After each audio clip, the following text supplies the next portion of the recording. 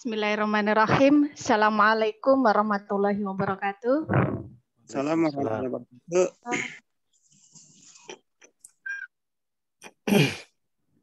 Suara saya jelaskah, Umi Sifa? Jelas. Soalnya saya dengar suaranya putus-putus di sini. Jelas aja, Bu, jelas. Oke, saya ulangi ya. Bismillahirrahmanirrahim. Assalamualaikum warahmatullahi wabarakatuh. Assalamualaikum warahmatullahi wabarakatuh. Yang saya hormati Bapak Kepala Sekolah, Bapak Asnawir SEMPD. Yang saya hormati pembicara hari ini Bapak Rizky Da Silva SPD IMA yang jauh-jauh terbang dari Biren ke Tarakan melalui virtual. Selamat datang Pak. Semoga nanti tidak boring dengan kami di Tarakan. Semoga Bapak dalam keadaan sehat selalu dan selalu dirahmati oleh Allah. Serta buat teman-teman, rekan-rekan yang saya hormati dan yang saya banggakan, seperti biasa setiap malam Jumat kita mengadakan kajian Jumat malam. Sebelum kita mulai acara kajian pada malam ini, marilah kita sama-sama ucapkan hamdalah, puji dan syukur kehadirat Allah Subhanahu wa taala atas rahmat dan nikmat sehingga kita masih bisa berkumpul walaupun melalui virtual, kita masih diberikan kesempatan untuk ilmu agar menjadi pribadi-pribadi yang lebih baik lagi ke depannya. Serta tak lupa salawat serta salam kepada junjungan besar kita Nabi Muhammad SAW yang selalu mengajar kita kebaikan, yang mementaskan kita dari zaman jahiliyah menuju zaman yang selalu insya Allah dirahmati oleh Allah. Sebelum kita mulai, marilah sama-sama acara majelis ilmu ini kita buka dengan bacaan basmalah. Bismillahirrahmanirrahim. Oke, selanjutnya pembacaan ayat suci Al-Quran yang akan dibawakan oleh Ibu Sri Hartati. Kepada Ibu Sri dipersilahkan. Terima kasih Bu, amin. Bismillahirrahmanirrahim. Assalamualaikum warahmatullahi wabarakatuh. Waalaikumsalam warahmatullahi wabarakatuh. Waalaikumsalam warahmatullahi wabarakatuh. A'udzu billahi minasyaitonir rajim. Bismillahirrahmanirrahim. Alladzina yaquluna rabbana innana amanna faghfir lana dzunubana wa qina azaban nar. As-sabirina was-sadiqina wal-qanitina wal-munfikina wal-mustaghfirina bil-ashar. Syahidallahu annahu la ilaha illa huwa wal malaikatu wa ulul ilmi qa'iman bil qist. La ilaha illa huwal azizul hakim. Inna dina indallahil Islam. Wa makhtalafal ladzina utul kitaba illa min ba'di ma ja'ahumul ilmu ba'yam bainahum. Wa man yakfur bi ayatillahi fa innallaha sari'ul hisab. Andit. فإن هاجوك فقل أسلمت وجهي لله ومن اتبعن وقل للذين أوتوا الكتاب والأميين أأسلمتم فإن أسلموا فقد اهتدى وإن تولوا فإنما عليك البلاغ والله بشير بالعباد. Sadaqallahul Azim. Assalamualaikum warahmatullahi wabarakatuh. Waalaikumsalam warahmatullahi wabarakatuh.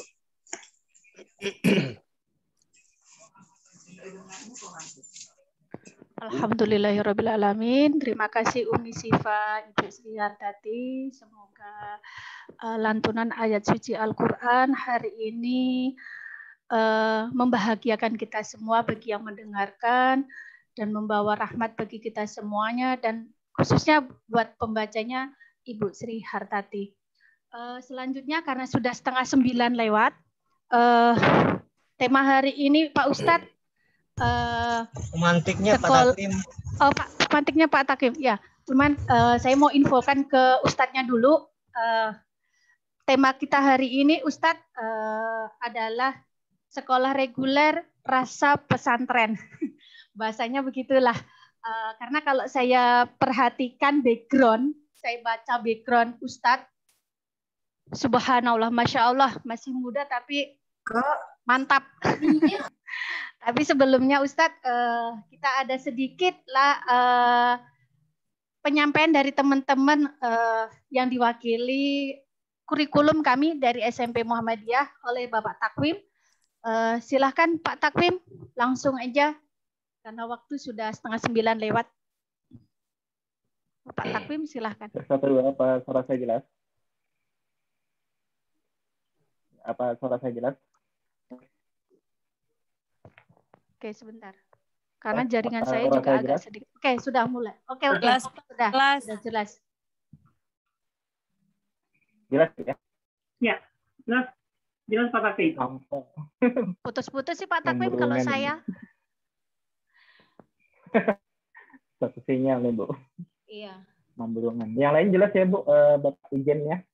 Jelas. Bismillahirrahmanirrahim. Assalamualaikum warahmatullahi wabarakatuh.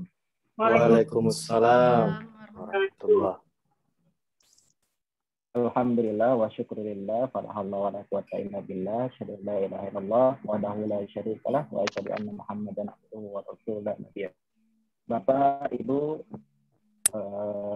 peserta meeting ujian Jumat malam yang insya Allah dirahmati Allah Subhanahu wa taala, yang terhormat pula kepada Al-Ustadz Rizky Silva, SPD IMA, ahlan wa sahlan bikum fi hudurikum.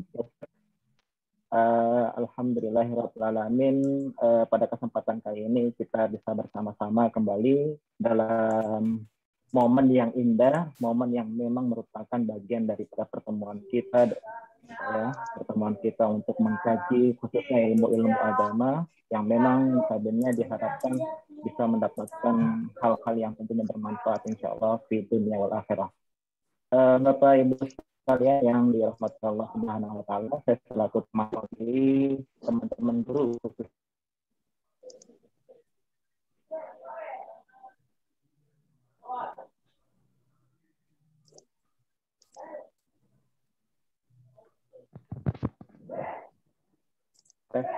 bisa kedengaran?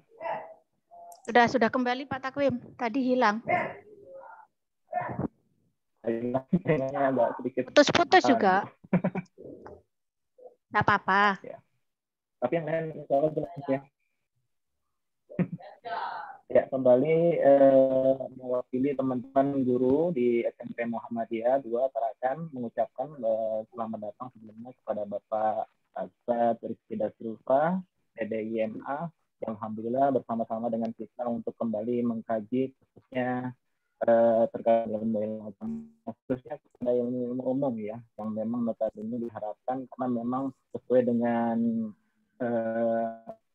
tema kita pada malam hari ini luar biasa sekali ya, berkaitan dengan masih sekolah ya. Karena beberapa pemateri yang kita datangkan secara virtual ini alhamdulillah minggu lalu ya Al-Ustadz juga dari FGM Kaltara dari FGM Pusat pun memberikan banyak ilmu kepada kita. Yang alhamdulillah pada kesempatan kali ini kembali ya sama Al-Ustadz Rizky Da Silva mengkaji kembali terkait dengan apa sih sekolah referensi itu ya.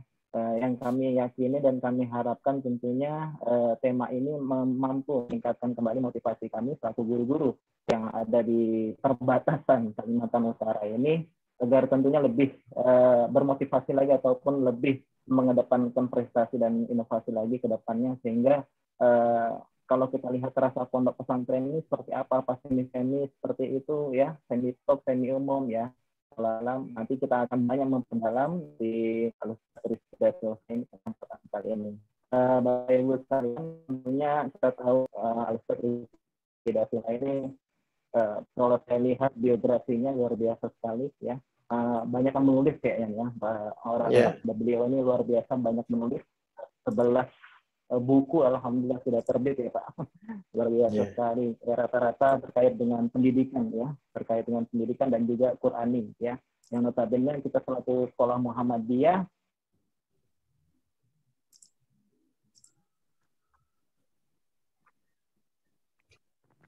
Suaranya hilang. Jaringan Pak. Agak Maaf kalau ditarekkan jaringannya memang begitu Pak. Jaringannya main peta umpat. Masuk ke Bu? Masih putus-putus Pak Takwim. Oh di tempat saya masih putus-putus. Sama kita nih senasib. Pak.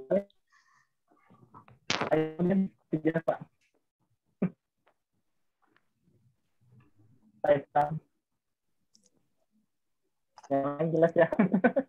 Agak sulit juga kalau ngomong agak mandek-mandek ini atau agak macet-macet ini ya. Pada intinya kami berharap penuh kepada Al-Ustadz Pak Rizky Da Silva kurang lebih sampai yang nggak terlalu malam amat ya Pak, karena di Tarakan sama di Aceh beda 1 jam kalau nggak salah itu ya. Di sana sudah alhamdulillah salat isya, tadi alhamdulillah bersama-sama berjamaah, di sana juga salat maghrib ya. Luar biasa. Oke. Mungkin saja pemantik kita pada kesempatan kali ini. Terima kasih Ibu Amin atas waktunya untuk memberikan saya sedikit terkait dengan kajian Jumat malam kita pada kesempatan kali ini. Wassalamualaikum warahmatullahi wabarakatuh. Waalaikumsalam warahmatullahi wabarakatuh.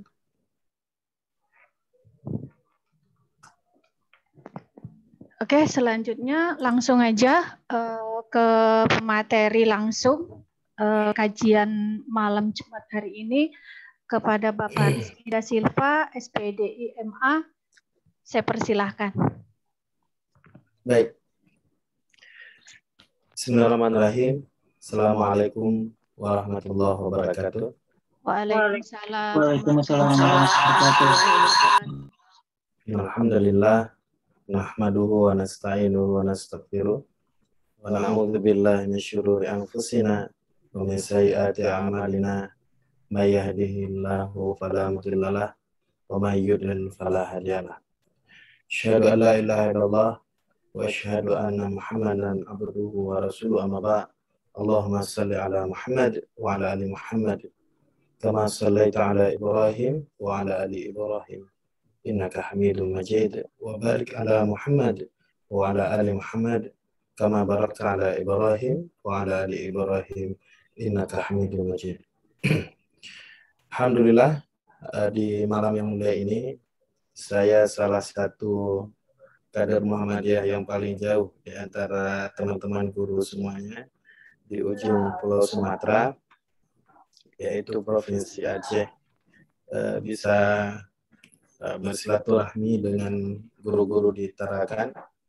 Secara fisik saya belum pernah ke Tarakan, cuma saya pernah pesantren di Makassar, jadi sempat singgah sebentar kapalnya di sana, tapi tidak sempat menginjakkan kakinya.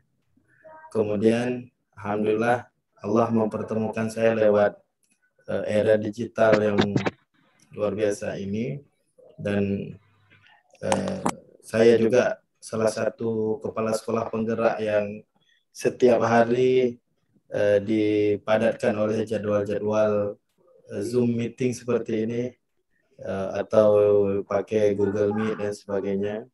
Alhamdulillah hari ini saya melihat guru-guru di Kalimantan Utara, di Tarakan,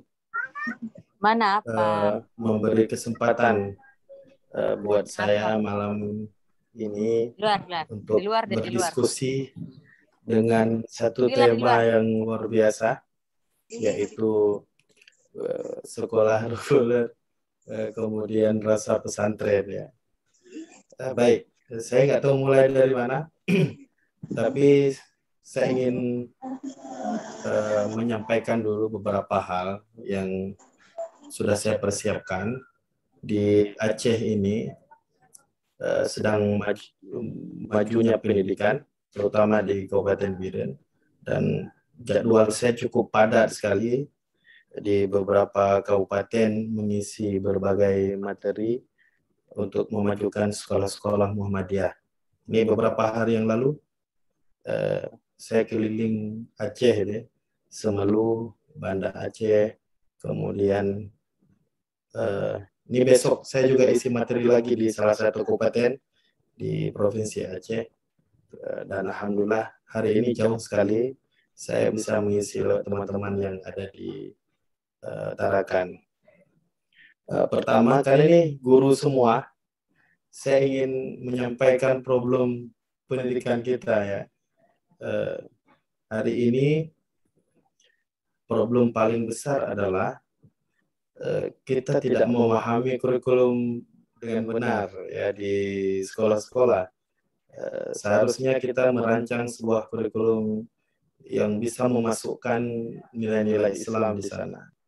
Kemudian kepala sekolahnya banyak tidak merancang sebuah rencana pembelajaran bagaimana semua siswa kita di sekolah itu saat mendengar pelajaran matematika, mereka bangga dengan pelajaran itu karena ada nilai-nilai Quran di sana. Saat mereka mendengar pelajaran IPS, ada nilai-nilai Quran di sana.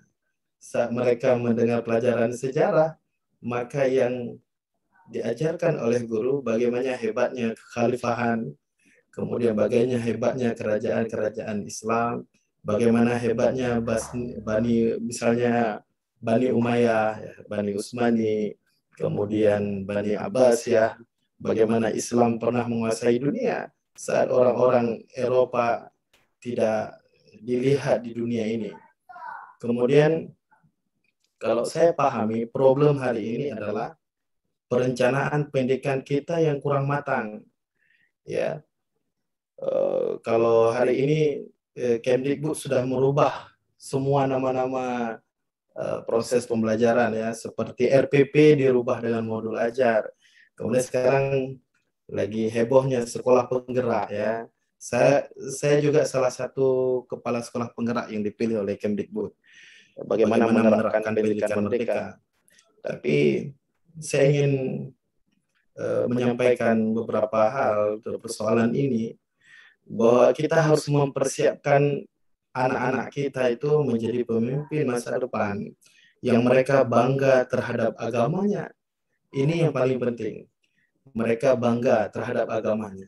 Kalau kami di sekolah ini, saya sedang merancang sebuah kurikulum bagaimana siswa saat dia belajar, apapun pelajarannya, ada nilai Quran di sana. Kemudian ada nilai sunnah di sana. Kemudian ada nilai adab dan akhlak di sana. Kemudian ada nilai peradaban Islam di sana. Itu yang paling penting. Kemudian saat mereka misalnya ya, satu pelajaran ya saya contohkan, misalnya pelajaran matematika. Saat kita mengajarkan di kelas 1, angka 0 misalnya, sampai angka 10, mereka harus mengerti ya, bahwa angka 0 itu ditemukan oleh filosof Islam yang bernama Al-Khwarizmi. Jadi mereka bangga. Siswa kita akan mengatakan bahwa Islam ini adalah sebuah agama peradaban dunia. Mereka akan mengatakan bahwa agama Islam, filosof-filosof Islam, bahwa Al-Quran adalah sumber ilmu pengetahuan. Maka saya kesal sendiri kalau anak-anak kita itu tidak menghafal bagaimana peradaban Islam sesungguhnya. Contohnya, mereka tidak mengenal Abu Bakar As-Siddiq, ya, karena kita tidak pernah memperkenalkan Abu Bakar As-Siddiq. Mereka tidak mengenal Abu Bakar, tidak mengenal Umar, ya, tidak mengenal Utsman, tidak mengenal Ali bin Abi Thalib, berarti ada kegagalan dalam pendidikan kita. Kemudian saat mereka belajar biologi misalnya, kita harus bisa memasukkan nilai-nilai Quran di sana. Mereka akan mengatakan bahwa Al-Quran adalah sumber ilmu pengetahuan. Jadi saat mereka mengenal anatomi tubuh ini, jauh sebelumnya Al-Quran sudah berbicara tentang anatomi tubuh manusia. Saat mereka belajar tentang binatang, Al-Quran sudah berbicara tentang binatang. Saat mereka belajar tentang luar angkasa, mereka sudah tahu bahwa Al-Quran jauh 1400 tahun yang lalu. Mereka sudah memahami bahwa Al-Quran sudah berbicara tentang luar angkasa. Dan hal-hal yang tidak pernah ditemukan oleh orang-orang Eropa, mereka sudah tahu bahwa Islam sudah menemukan itu. Contohnya ya, saat orang berdebat tentang bumi mengelilingi matahari, Al-Quran sudah berbicara tentang bumi mengelilingi matahari. Kemudian contohnya lagi, saat ada teori Big Bang misalnya, Al-Quran sudah berbicara tentang teori Big Bang di surah Ar-Rahman. Kemudian saat ada pemisahan air laut, air asin dan air tawar, Al-Quran sudah berbicara tentang itu. Ya, banyak hal penciptaan di dunia ini yang sangat maju sekali dalam ilmu dunia modern. Anak-anak kita sudah tahu bahwa Islam adalah sumber ilmu pengetahuan. Kalau kita lihat beberapa jauh ya, di masa Bani Abbasiyah di Andalus misalnya di Spanyol, saat itu Islam mengalami peradaban ilmu pengetahuan yang luar biasa. Saat orang Eropa tidak ada apa-apanya. Mereka bahkan cara mensucikan saja tidak tahu di Perancis misalnya. Coba kita lihat beberapa sejarah. Tapi Islam jauh ya, Rasulullah SAW sudah mengajarkan kita bagaimana cara bersuci. Sampai hari ini orang Eropa masih membersihkan dengan memakai tisu. Itu salah satu peradaban yang belum maju sesungguhnya. Tapi Islam sudah mengajarkan bagaimana peradaban yang maju, memakai air ya, dan sebagainya. Teman-teman semuanya, ini harus dipahami ya. Masalah ini yang saya khawatirkan. Saat anak-anak kita belajar, siswa kita, murid-murid kita di dalam kelas, mereka tidak bangga terhadap agamanya. Ini yang bahaya, ya. Jadi bagaimana dalam semua muatan kurikulum kita bisa memasukkan 4 hal tadi. Pertama Al-Quran, kemudian hadis, kemudian adab dan akhlak Islam, dan yang terakhir adalah memasukkan peradaban Islam. Ini yang paling penting. Kalau menurut saya, itu latar belakang yang bermasalah hari ini. Saat mereka lulus, mereka tidak ada yang menjadi inspirasi dalam agama ini. Jadi lahirlah dokter-dokter nantinya yang tidak dekat dengan Al-Quran. Ini berbahaya. Lahirlah polisi-polisi yang tidak dekat dengan Al-Quran. Lahirlah orang-orang hebat, pemimpin-pemimpin yang tidak ada teladan dari Rasulullah SAW. Ini yang sangat bahaya. Jadi Islam ini apa yang diragukan? Agama kita ini sangat komprehensif sekali. Saya sampaikan ke murid-murid saya, kita harus bangga dulu terhadap agama kita. Ini yang paling penting dulu. Karena Islam bukan sebuah ancaman.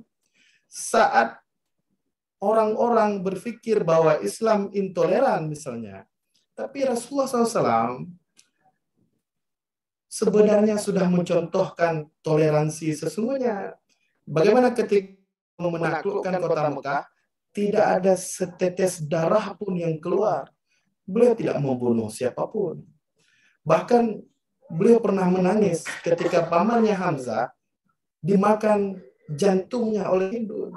Saat beliau menaklukkan kota Mekah, beliau tidak mendendam dan tidak membunuh atau tidak memukul Hindun. Bahkan Hindun masuk Islam karena akhlak Nabi Muhammad SAW, karena toleransi sesungguhnya. Jadi kalau disebut Islam intoleran, itu kesalahan besar. Kita adalah salah satu umat yang diajarkan oleh Rasulullah SAW mempunyai nilai toleransi yang tinggi. Siapa yang kita contohkan? Rasulullah SAW. Dan itu harus kita masukkan ke dalam sebuah kurikulum. Jadi saat kita belajar toleransi, maka contoh kita adalah Nabi Muhammad SAW. Kemudian contoh yang lain, saya ingin menyampaikan bagaimana ketika Muhammad Sultan Al-Fatih misalnya mampu menaklukkan Konstantin. Kemarin saya baru pulang dari Turki, saya melihat sendiri ya bagaimana wajah Turki sekarang. Luar biasa Bapak Ibu sekalian. Muhammad Sultan Al-Fatih menaklukkan Konstantin. Beliau menjaga para pendeta. Beliau juga tidak membakar gereja-gereja di sana. Bahkan beliau mengantarkan pendeta-pendeta yang bersembunyi di Hagia Sophia ke dalam rumahnya masing-masing dengan cara yang damai. Kecuali pasukan-pasukan yang ingin melawan Muhammad Sultan Al-Fatih. Jadi kalau disebut Muhammad Sultan Al-Fatih kejam, itu adalah kesalahan sejarah. Tapi beliau mencontohkan sebuah toleransi yang luar biasa. Begitu juga dengan Muhammad Salahuddin Al-Ayyubi misalnya dalam sejarah. Jadi dalam sejarah Islam ini yang harus diajarkan. Jadi sejak SD itu yang harus diajarkan kepada anak-anak kita bagaimana nilai-nilai Islam dari peradaban-peradaban Islam itu masuk ke dalam sebuah kurikulum. Begitu juga dengan adab dan akhlak.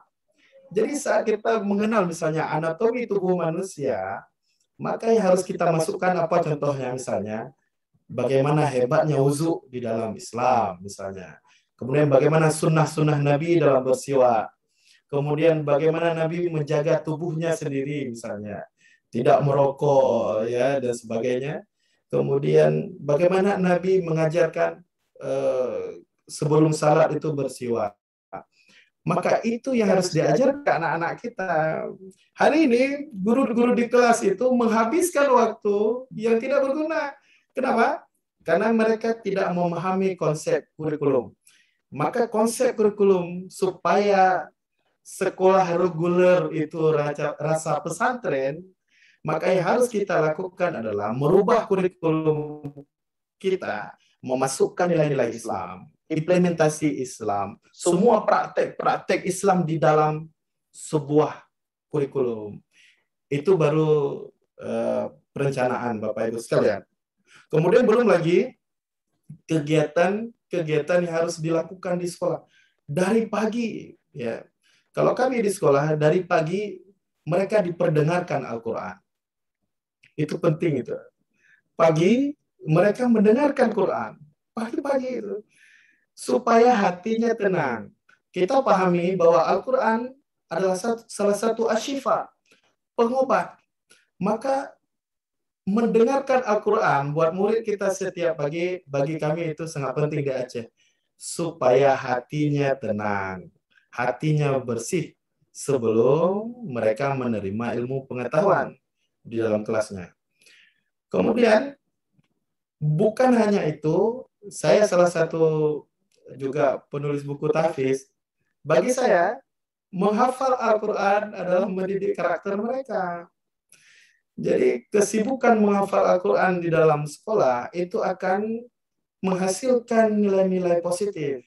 Karena akhlak mereka itu dididik dengan Quran. Kemudian banyak kegiatan positif lain yang bisa kita lakukan. Ya, misalnya pembinaan akhlak. Ya, misalnya pembinaan iman bagi mereka, kajian-kajian Islam bagi mereka. Kemudian ada konsultasi agama bagi mereka. Kemudian ada nonton film. Hari ini siswa kita sangat senang dia menonton film. Tapi film yang kita berikan kepada mereka sejarah-sejarah ya.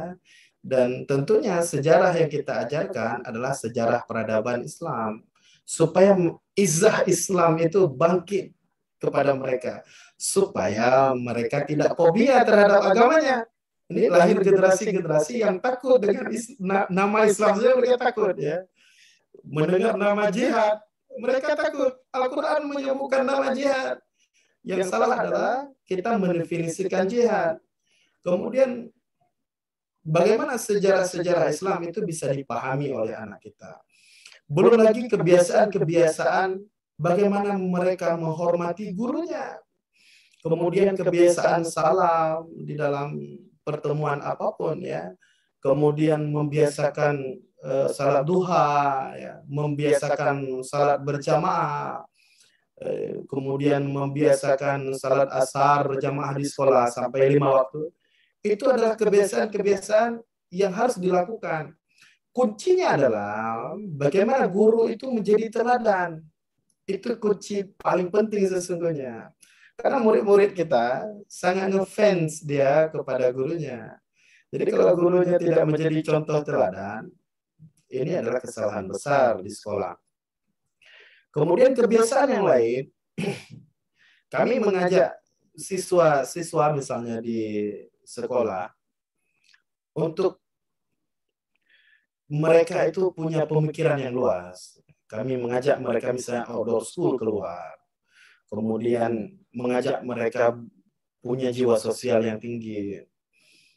Mengajak mereka belusukan ke rumah-rumah orang miskin, kemudian membagikan beras, membagikan minyak makan dan sebagainya. Kami antarkan langsung ke rumah orang-orang miskin, mengajak mereka supaya memahami bahwa harta yang mereka miliki itu sebahagian adalah hak orang fakir miskin. Dan itu harus dicontohkan dengan real di lapangan, bukan pidato-pidato di dalam kelas. Itu sungguh sangat penting sekali dalam proses pendidikan. Jadi akhirnya saya ingin sampaikan, karena saya salah satu mahasiswa di Malaysia.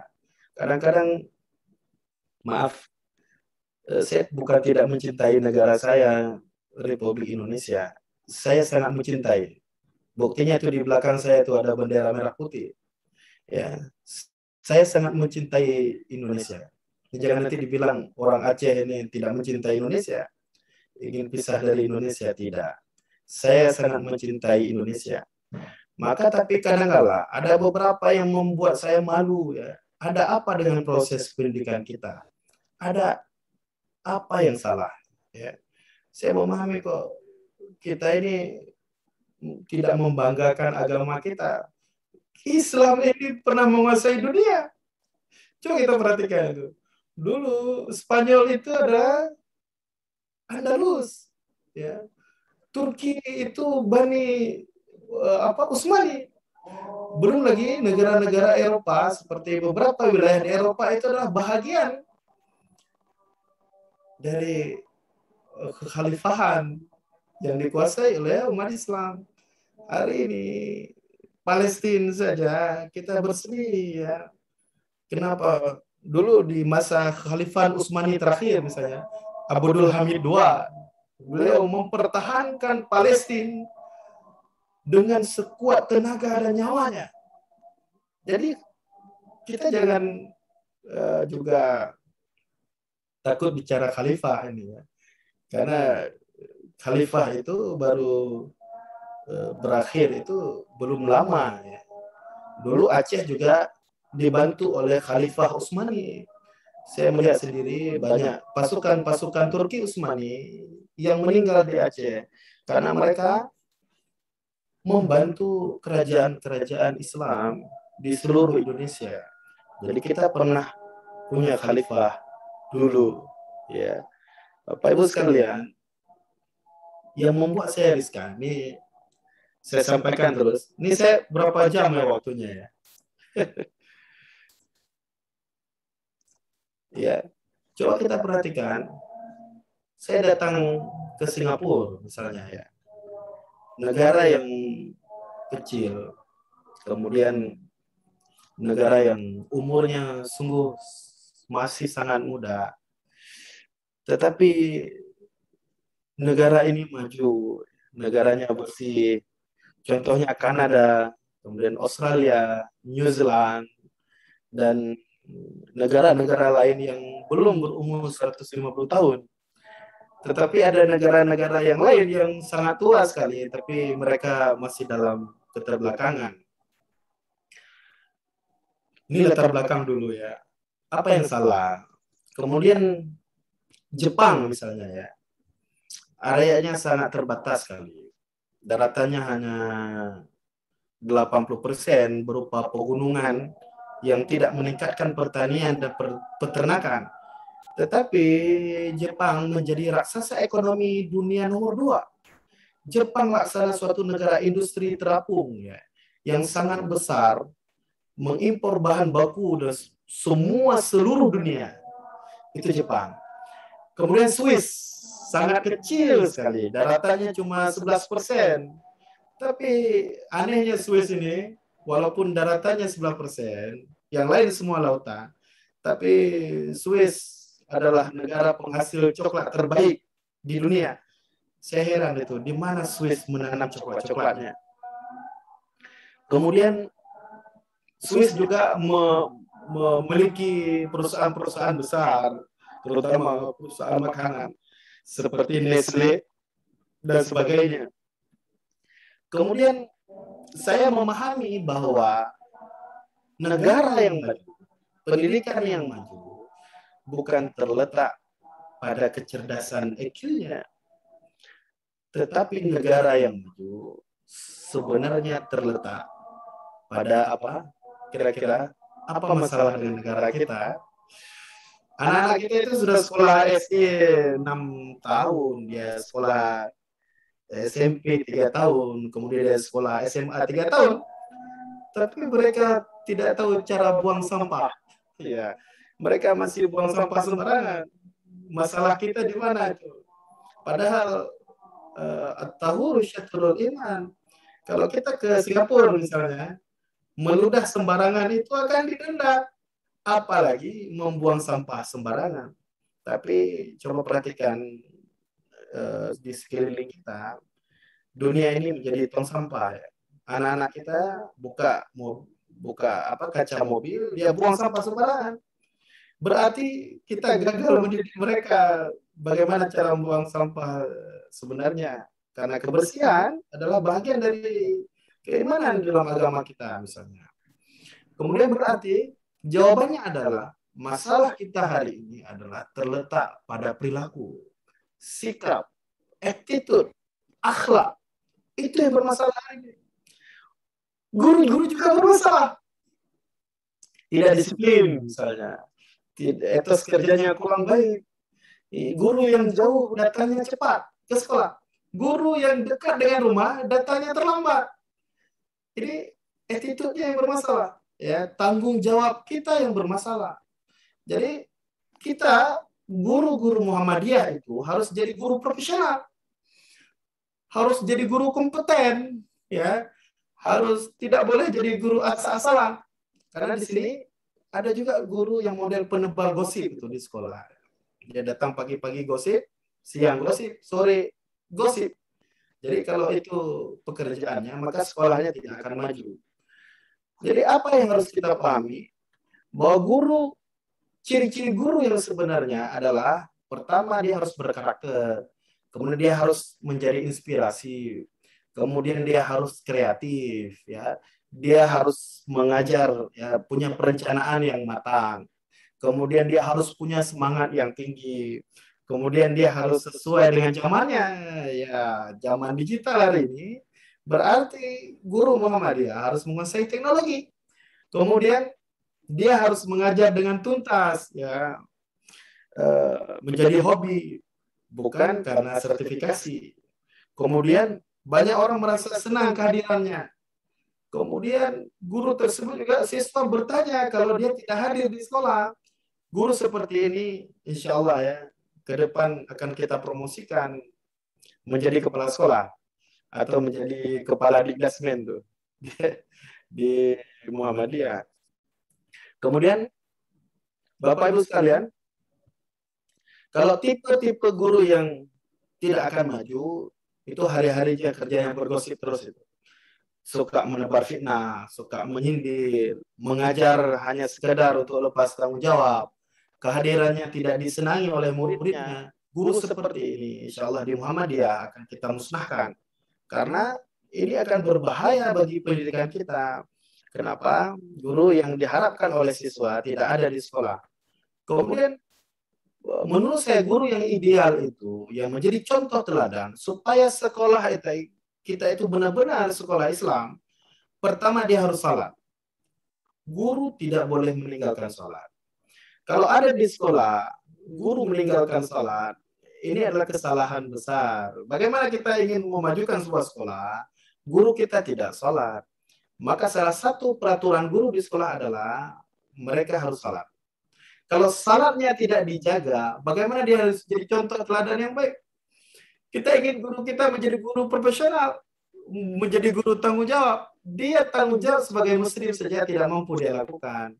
Ini adalah kesalahan besar. Kemudian kedua, guru harus sabar. Ustaz, gaji saya kecil, Ustaz. Masya Allah. Jadi guru itu pasif income. Jadi guru itu didoakan oleh para malaikat. Jadi guru itu adalah umat terbaik di dunia ini. Khairukum man ta'allama al-Quran wa 'allamahu. Enggak besar gajinya, tapi disebut-sebut di depan Allah Subhanahu wa taala oleh malaikat. Ini adalah umat terbaik, mengajarkan kebaikan, yang berdakwah selalu dalam kelas, Masya Allah, mencontohkan yang terbaik. Kemudian menjadi guru-guru yang semangat. Guru itu harus semangat. Kemudian senyum. Guru di sekolah kalau tidak senyum juga berbahaya. Karena bahagian dari senyuman itu adalah bagian dari Islam. Tabassumuka fi wajhi akhika sedekah. Kemudian dia harus simpatik kepada murid-muridnya. Salah satu rasa simpatik yang harus dilakukan oleh guru, kita lupa mengucapkan terima kasih kepada murid-murid kita. Coba kalau dia selesai mengerjakan tugasnya, sekedar ucapan terima kasih itu cukup penting bagi murid ya. Terima kasih ya sudah mengajarkan tugas hari ini. Terima kasih ya sudah datang ke sekolah hari ini. Terima kasih ya sudah mau membaca Al-Quran hari ini. Terima kasih ya sudah mau menjawab soal hari ini. Sudah membuat tugas dan sebagainya. Guru itu harus mengucapkan terima kasih. Kenapa? Itu sebagai bentuk rasa simpati kita kepada murid-murid kita. Kita tidak pernah mengucapkan terima kasih dan memberi apresiasi kepada murid-murid kita. Coba kalau kita kumpulkan sebelum pulang ke sekolah, itu saya ajarkan kepada guru-guru di sekolah. Sebelum pulang ke sekolah, mari kumpulkan semua mereka, sampaikan kebaikan apa yang mereka lakukan hari ini. Satu persatu itu. Kebaikan apa yang mereka lakukan hari ini. Jadi kalau ada siswa kita mengatakan, Ustaz, hari ini saya tidak tinggal salat jamaah. Masya Allah, itu amalan paling besar. Beri mereka motivasi. Kemudian ada siswa kita menunjuk tangan. Bu Guru, hari ini saya membantu ibu saya mencuci piring. Masya Allah, berikan apresiasi mereka. Setiap mau pulang dari sekolah menuju ke rumah, semua kebaikan mereka kita apresiasikan. Itu adalah bentuk simpatik. Kemudian guru yang ideal adalah mereka menyapa siapapun dengan salam.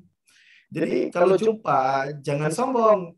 Kemudian juga punya akhlak terbaik ya, punya sopan santun. Jadi kalau wali siswa kita datang ke sekolah, itu sekolah Islam itu kok sombong gurunya. Ya. Dia masuk, Bu, ada yang bisa dibantu gitu ya. Apa yang bisa kami bantu? Bu, duduk dulu, Bu. Mau minum apa? Kita layani wali siswa kita, apalagi kita sekolah swasta. Ini sekolah swasta, ini harus benar-benar melayani dengan pelayanan yang terbaik. Coba kalau datang kita tidak melayani siapapun. Siapapun dia yang datang ke sekolah kita, sambut dia sebagai tamu kita yang terbaik. Maka yu'minu billahi wal yawmil akhir. Falyukrim dhaifah. Jadi tamu itu bahagia dari akhlak Islam itu. Ya, salah satu ciri-ciri orang beriman kepada Allah dan hari kiamat, muliakanlah tamunya, ya. Jadi siapapun yang datang. Kemudian hal yang lain adalah sebagian dari kita, guru-guru di sekolah, saya kalau ingin memajukan pendidikan, maka mulai dari guru dulu. Apakah guru ini menjadi impian kita sejak kecil? Jangan-jangan kita salah jurusan ini. Ya, ada orang salah jurusan. Jadi, guru itu adalah sebuah profesi yang sangat mulia sekali. Ya. Kemudian, kalau memang kita benar-benar mencintai profesi kita sebagai guru, pertanyaan besar adalah, kok kita masih ngeluh ya? Kok masih ngeluh? Ya. Kemudian kok selalu banyak alasan ya. Kalau ada tanggung jawab di sekolah, alasan kita itu cukup banyak. Kalau memang kita mencintai profesi sebagai guru, kok suka datang terlambat ya? Anda harus disiplin. Kalau memang kita mencintai profesi kita sebagai guru, kok kita nggak jadi teladan ya? Nah, 4 pertanyaan ini. Pertama, kok suka mengeluh? Kedua, kenapa masih banyak alasan? Ya. Yang ketiga, kenapa suka datang terlambat? Yang keempat, kok nggak jadi teladan ya? Kemudian, kalau memang kita sebagai pendidik, mana bukti kita sebagai pendidik? Itu harus kita buktikan. Anak-anak yang ada di hadapan kita, mereka berdoa buat kita supaya kita selamat besok di akhirat. Mereka mungkin salah satu di antara mereka yang berada di hadapan kita. Tangan kecil itulah yang menarik tangan kita ke jannah, karena mereka berdoa buat gurunya. Mana tahu pelajaran-pelajaran yang kita diajarkan di sekolah melekat dalam kepribadiannya, sehingga mereka menjadi hamba-hamba yang taat. Bayangkan kebaikan yang kita kumpulkan, amal ma'ruf yang kita kumpulkan. Masya Allah. Ya. Idza matal insanu katamalu ila man talatin sadaqati jariyah au ilmiyan tafa'u bi. Jadi ilmu yang bermanfaat itu tidak akan pernah putus sampai dunia ini berakhir, sampai hari kiamat. Bayangkan tuh, hebatnya profesi jadi guru. Jadi kalau memang bukti kita sebagai pendidik, maka buktikan ya. Menjadi guru adalah profesi yang terbaik. Kemudian,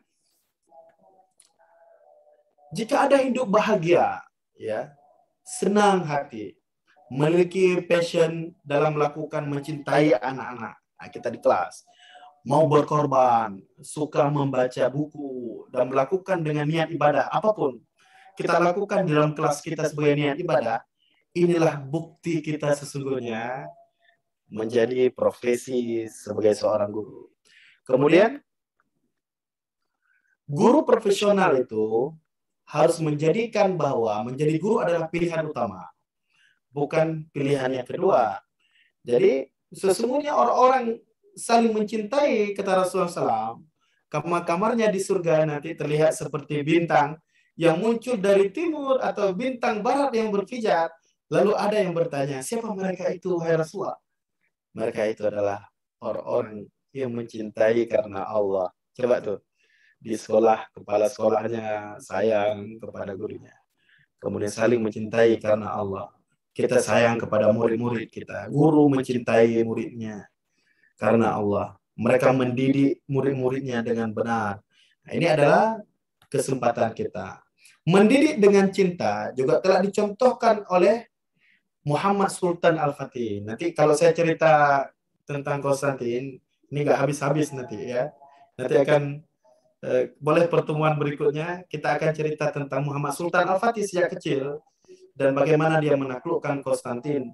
Seperti kisah dongeng, tapi sesungguhnya itu bukan kisah dongeng. Dan itu disebut oleh Rasulullah SAW ketika beliau menggali khandak di Madinah. Kemudian, Bapak Ibu sekalian, mendidik dengan kreatif, itu ciri-cirinya adalah bagaimana gurunya itu harus cerdas, ya, harus respect, harus empatik, harus aktif, harus menjadi teladan, harus inspiratif, dan sebagainya. Kemudian, kalau memang kita termasuk guru yang cerdas, maka kita memahami salah satu surat di dalam Al-Quran. Apa itu? Wal 'asr, demi masa, innal insana lafi khusr. Sesungguhnya manusia itu benar-benar dalam kerugian. kecuali illadzina amanu, orang-orang yang beriman, wa amilus shalihat, dan beramal saleh, dan menasihati, wa tawassaw bil haq wa tawassaw bis sabr. Bapak Ibu sekalian, ayat ini sebenarnya adalah spirit buat seorang guru. Kalau dia benar-benar menjadi seorang guru, maka dia manfaatkan diri dia, waktu dia, di dalam kelas, di sekolah. Dia harus menjadi manusia yang tidak merugi. Dia harus menjadi manusia yang beriman, yang selalu beramal saleh dan menasihati dalam kebenaran. Bukankah itu tugas guru sesungguhnya? Kalau dia mampu menjalankan amanah ini dengan baik, ya. Kemudian guru harus update ilmunya, ya. Kalau guru tidak mau belajar, ya malas belajar.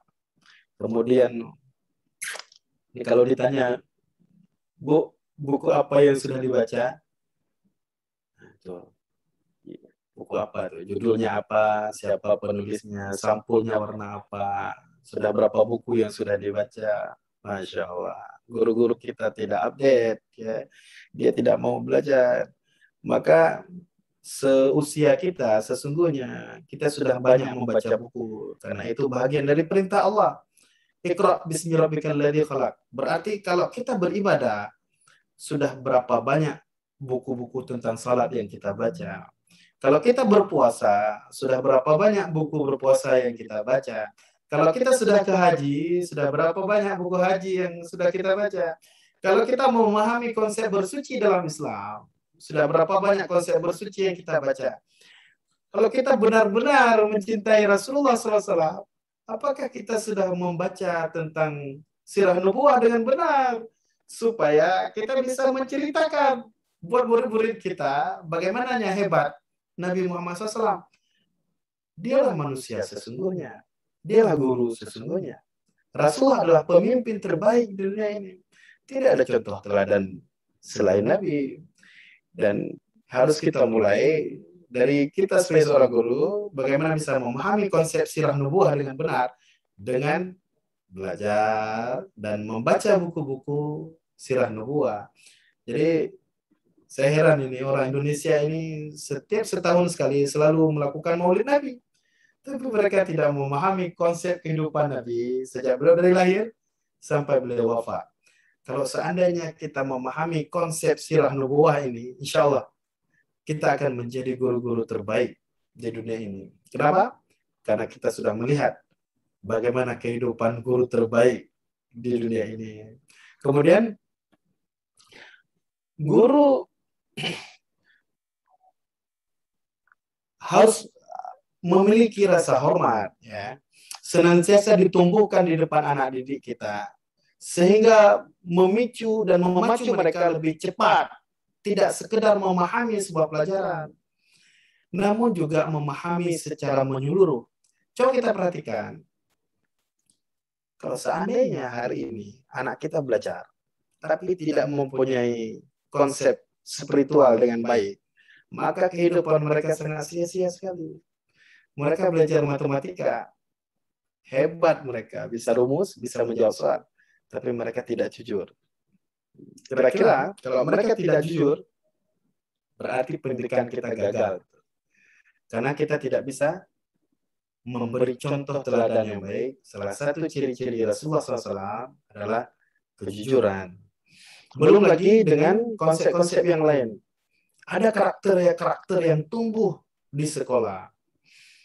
Dan karakter itu harus tumbuh lewat keteladanan seorang guru. Kemudian, jadilah guru yang aktif, ya. Nikmati semua prosesnya. Insya Allah kemudian akan didapatkan. Jadilah guru yang tidak mengutamakan money oriented, ya. Ini bahaya ini. Kalau semua berpikir tentang uang, Bapak Ibu sekalian, kalau kita jadi guru berpikir tentang uang terus, maka kita tidak akan bahagia jadi guru. Coba, kalau kita mengajar 30 tahun, saya sering sampaikan ke guru-guru saya, Anda sudah mengajar 10 tahun di sekolah, apa yang sudah Anda dapatkan selain dengan uang? Mereka akan sampaikan, Allah beri kesehatan buat kami. Masya Allah. Itu lebih berharga daripada gaji yang kita dapatkan setiap bulan. Coba, kalau Allah kasih penyakit, walaupun gaji kita besar, kira-kira kita bahagia nggak? Tidak akan bahagia, Bapak Ibu sekalian. Tapi Allah berikan kita kebahagiaan dengan kesehatan. Ada guru-guru yang sudah lama tidak mempunyai anak. Kemudian dia konsisten mengajar, mendidik siswanya. Allah berikan mereka anak. Bukankah itu kebahagiaan yang Allah berikan buat mereka? Lebih daripada uang. Belum lagi, Allah memberikan keberkahan. Ya, uangnya sedikit, tapi hidupnya tidak melarat. Ada orang yang uangnya besar, tapi hidupnya melarat. Hutangnya banyak, Bapak Ibu sekalian. Mereka susah kehidupannya, hidupnya gelisah. Oh, saya jadi guru di Muhammadiyah. Sudah 15 tahun, saya tidak dimarahi oleh suami saya. Bukankah itu sebuah kebahagiaan? Gajinya besar, tapi setiap hari dimarahi pulang ke rumah. Sang suami juga seperti itu. Ya, seperti saya ini kepala sekolah. Gagah kepala sekolah di sekolah. Gagah sekali. Wah, kepala sekolah. Di rumah dia tidak gagah, Bapak Ibu. Dimarahi oleh istrinya. Kalau di sekolah jadi harimau, di rumah jadi kucing. Ini adalah musibah besar bagi seorang kepala sekolah. Dia harus gagah juga di depan istrinya. Ya, maka Allah kasih kegagahan di rumahnya. Itu salah satu keberkahan. Belum lagi Allah berikan kesehatan buat istri dan anak-anak kita. Coba bayangkan kalau kita punya murid 100 orang. Semua wali murid kita kenal di daerah kita. Ada wali murid kita polisi misalnya. Nggak jadi itu ditilang. Gara-gara wali siswa kita. Datang ke rumah sakit dilayani dengan baik. Wow, ternyata wali siswa kita. Kita makan di warung, tiba-tiba mau bayar. Ternyata sudah ada yang bayar. Kita bertanya kepada pemilik warung. Siapa yang bayar makanan saya? Ternyata wali siswa kita. Bukankah itu sebuah keberkahan? Belum lagi kehidupan sosial yang lain. Allah kasih kita passive income yang tidak terlihat, ya, tidak nampak dia.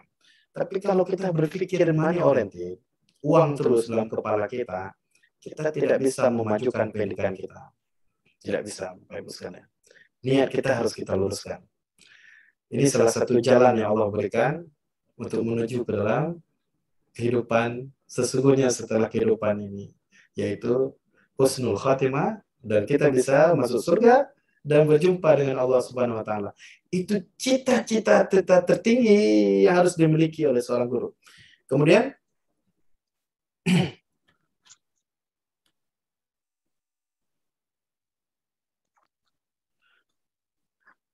Bapak Ibu sekalian, Anda jadi guru itu jangan gelisah, jangan takut dengan sebuah perubahan. Jangan takut. Anda nggak bisa komputer, Anda harus belajar komputer. Zaman ini sudah berubah. Guru masa depan adalah guru yang mampu beradaptasi dengan kemajuan zamannya. Guru masa depan adalah guru yang mampu mendidik siswanya dengan cinta. Kemudian Bapak Ibu sekalian, saya kira saya sudah terlalu panjang bicara. Tapi yang ingin saya sampaikan, sebelum kita diskusi, pertama saya ucapkan terima kasih sudah menghadirkan saya ke forum ini. Tapi mari sama-sama kita berusaha. Jadilah guru yang terbaik. Kemudian buat perubahan di sekolah-sekolah kita. Lahirlah pemimpin-pemimpin masa depan, 20 tahun ke depan. Hadir dari siswa dalam kelas kita yang mereka mencintai agama. Ya, lahirlah Kiai Ahmad Dahlan kecil, ya, dengan spirit al-ma'un. Bagaimana mereka mampu menjaga salatnya. Ara'aital ladzi kadzibu bid-din, fadzalikal ladzi yad'ul yatim. Mereka harus mampu memperhatikan anak-anak yatim dan fakir miskin. Itu spiritnya Muhammadiyah. Kalau dulu Kiai Ahmad Dahlan mendirikan sekolah untuk orang fakir miskin, anak-anak terlantar, kemudian membuat kursi dan meja, maka sampai hari ini, coba lihat di logo pendidikan Muhammadiyah, masih terpampang nyata logo kursi dan meja. bahwa Muhammadiyah adalah simbol kemajuan pendidikan. Kita tidak boleh tertinggal, tetapi kita harus memahami konsep dalam pendidikan, bagaimana mampu memasukkan nilai-nilai Islam di sana, sehingga lahirlah sekolah-sekolah Islam, walaupun sekolah reguler, tetapi lahirlah yang hafiz Quran di sana, lahirlah dai-dai di sana, lahirlah orang-orang yang mencintai Islam di sana. Saya kira itu pembahasan dari saya. Mudah-mudahan bisa bermanfaat bagi teman-teman guru yang ada di Tarakan, dan selanjutnya kita bisa diskusi. Terima kasih. Selanjutnya saya serahkan ke moderator. Terima kasih Ustadz. Masya Allah materi hari ini begitu luas, begitu banyak kita dibukakan bagaimana sih menjadi seorang guru, bagaimana sih kita harus mengimplementasikan nilai-nilai agama dalam kurikulum pendidikan kita. Mungkin selanjutnya sesi tanya jawab. Silakan buat teman-teman yang mau bertanya langsung. Mungkin Bu Satri yang mau bertanya. Pak Rais, Bu Eka, Pak Rais mungkin Pak, ada yang mau ditanyakan? Belum bisa Bu berbicara. Oke. Pak Islamuddin biasanya nih.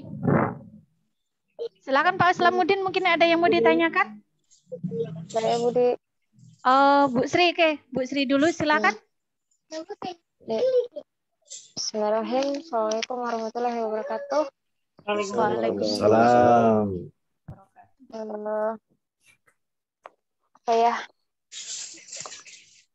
Dari pemaparan materi Ustadz tadi, Masya Allah sekali, sampai saya berkaca-kaca mendengarnya, seakan-akan tertampar, ibaratnya seperti itu, tertampar dengan kalimat menjadi guru ideal itu harus, ya saya simpulkan tadi ada 5 S. Dan ternyata sepertinya ada yang kurang dari saya. Sehingga yang ingin saya tanyakan di sini, yang ingin saya minta dari Ustadz ini, supaya saya bisa lebih bisa menjadi guru yang ideal itu, agar bisa menghasilkan atau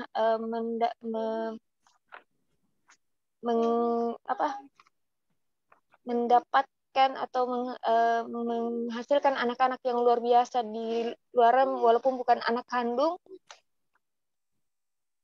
Bagaimana caranya, strateginya untuk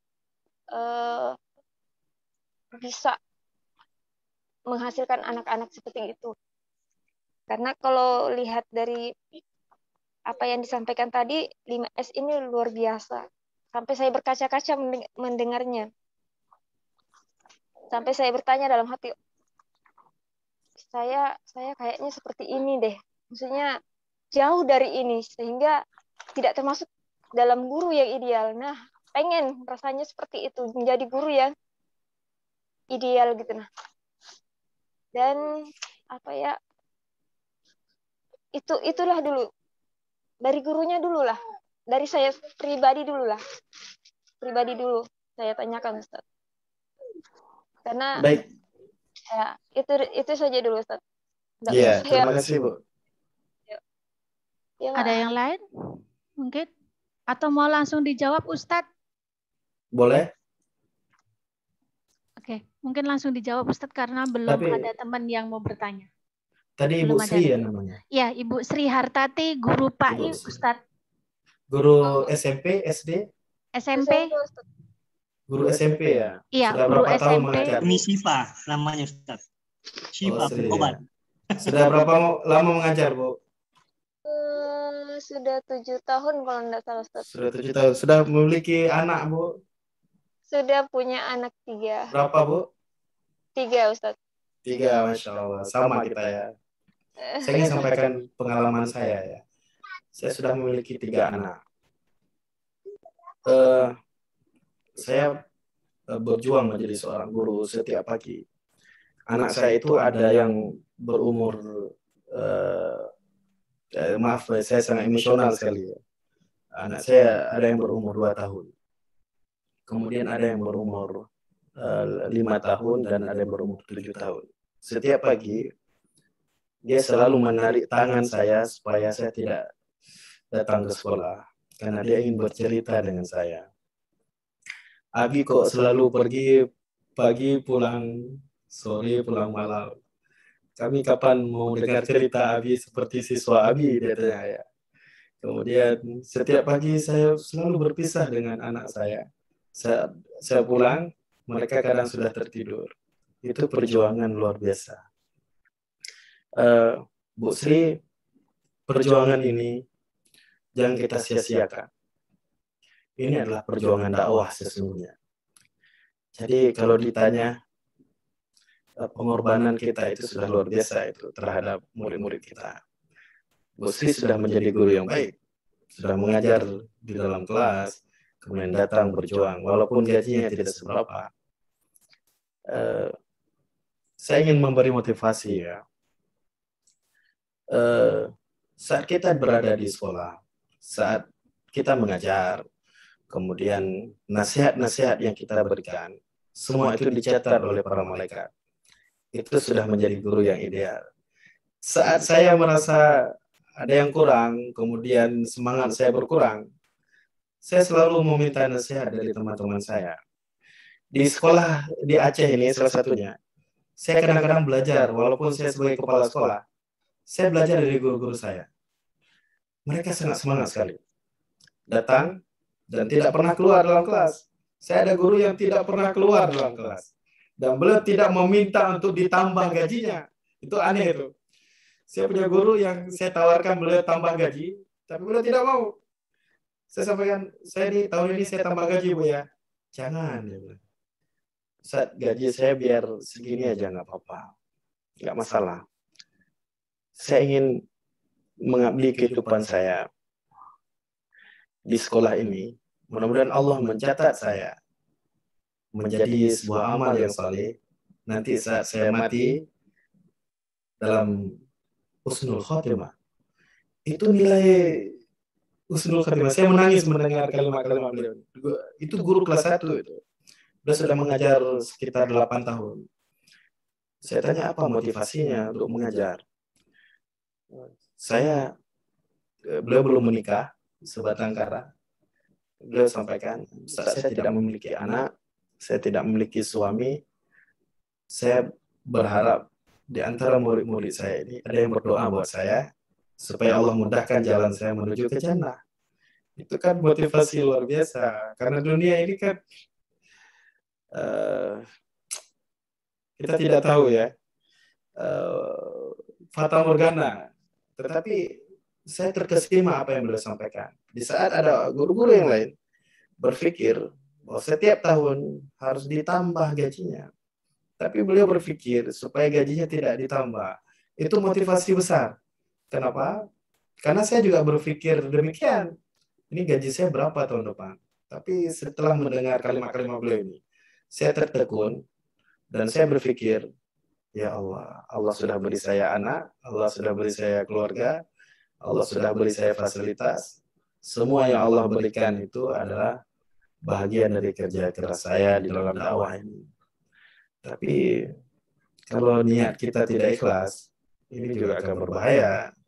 Jadi Bu Sri, kalau ingin menjadi guru yang ideal, datanglah lebih awal. Itu nasihat saya. Dan pulanglah terlambat. Kalau ingin jadi guru yang ideal, dekatlah sama Allah. Kalau ingin jadi guru yang ideal, akhirat menjadi tujuan. Kalau menjadi guru yang ideal, perhatikan murid-murid kita dalam kelas itu. Berikan mereka simpati, berikan mereka perhatian. Jangan anggap mereka siswa yang bodoh. Mereka semua siswa yang cerdas, siswa yang luar biasa, punya bakat yang berbeda. Jangan harap mereka itu menjadi orang cerdas semuanya, harus jadi ranking 1 semuanya. Jadi kita berharap mereka harus menjadi orang-orang sukses nantinya, menjadi orang-orang yang berguna. Saat kita sudah tua, mereka datang Mereka sampaikan, Bu, ini murid ibu dulu. Sekarang sudah jadi apa tuh? Gubernur ya. Kalimantan Utara. Bu, ini murid ibu dulu. Sekarang sudah jadi Bupati Tarakan. Bu, ini murid ibu dulu. Sekarang sudah jadi Kapolres. Tapi Kapolresnya hafal Quran, Bu. Tapi bupatinya hafal Quran. Gubernurnya hafal Quran. Masya Allah. Itu seperti Presiden Turki itu, Tayyip Erdogan. Ya, mudah-mudahan akan lahir pemimpin-pemimpin seperti itu di SMP Muda Tarakan. Insya Allah ya. Amin ya. Makasih Bu Sri atas pertanyaannya. Oke, terima kasih Ustadz. Terima kasih Ustaz. Ya. Mungkin ada teman-teman yang lain mau bertanya? Pak Islamuddin, ada Pak? Pak Takwim, sebagai kurikulum? Izin Bu ya sebelumnya. Oke, Sebelum silakan. nyampe ke sekolah nih Bu harus berjuang ini dari kampung Berungan ke sekolah. Oke, silakan Pak Takwim mungkin. Iya, permisi Ustaz, sudah selesai. Iya, saya Takwim Ustaz.